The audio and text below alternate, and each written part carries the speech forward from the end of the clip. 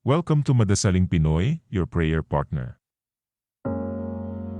Ngayon ay paggunita sa mga anghel na tagatanod.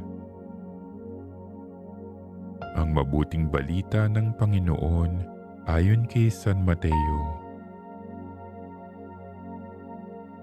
Noong sandaling iyon, lumapit kay Jesus ang mga alagad at nagtanong, "Sino po ang pinakadakila sa kaharian ng langit?"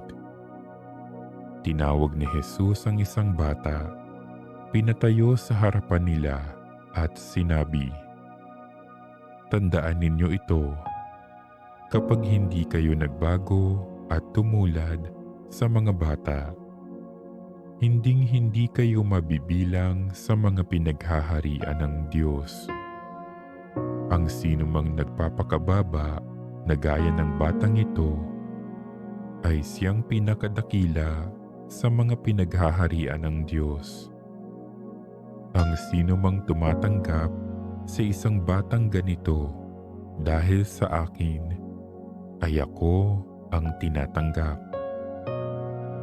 Ingatan ninyo na huwag hamakin ng isa sa maliliit na ito.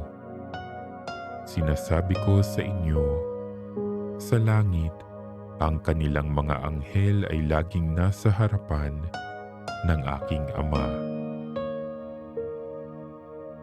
Ang mabuting balita ng Panginoon.